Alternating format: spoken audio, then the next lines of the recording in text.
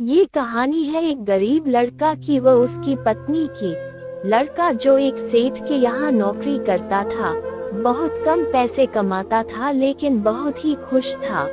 उसकी पत्नी बहुत सुंदर थी जिससे वह बेइंतहा प्यार करता था। उसकी पत्नी के बाल बहुत ही लंबे व सुंदर थे। वास्तव में वह अपनी पत्नी के बालों को बहुत पसंद करता था। एक दिन पत्नी के बालों में लगाने वाला हेयर क्लिप टूट गया। पति काम से घर आया। पत्नी ने कहा कि मेरे बालों का हेयर क्लिप टूट गया है, उसके बिना मैं अपने बालों को नहीं संभाल सकती। ये सुनकर पति बड़ा दुखी हुआ और बोला कि मैं तुम्हारी हर जरूरत को पूरा करना चाहता हूँ, लेकिन मेरे पास तुम्हारे हेयर क्लिप के लिए पैसे नहीं है। मेरी अपनी घड़ी 1 महीने से खराब है, मैं इसको ही सही नहीं करा पा रहा हूँ। पत्नी ने कहा ठीक है, मुझे कोई खास जरूरत नहीं है।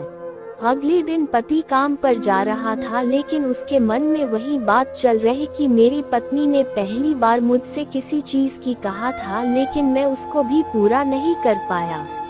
फिर उसका ध्यान अपनी खराब पई घड़ी पर गया और उसे घड़ी सुधारने वाली दुकान पर जाकर कुछ रुपए में बेच दी।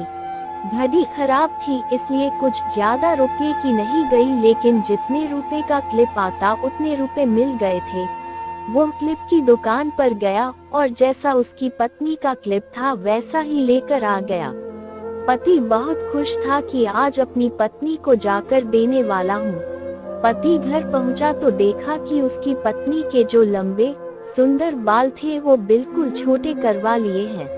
पति ने ये सब देखकर पत्नी से कहा कि ये इतने छोटे बाल क्यों करा लिए, मैं तुम्हारे लिए नया क्लिप लेकर आया हूँ। पत्नी ने कहा मैं बाजार में गई और अपने बालों को बेचकर आपके लिए घड़ी ले आई। ये सुनकर दोनों की आंखों में आंसू आ गए और दोनों गले लगकर रोने लगे।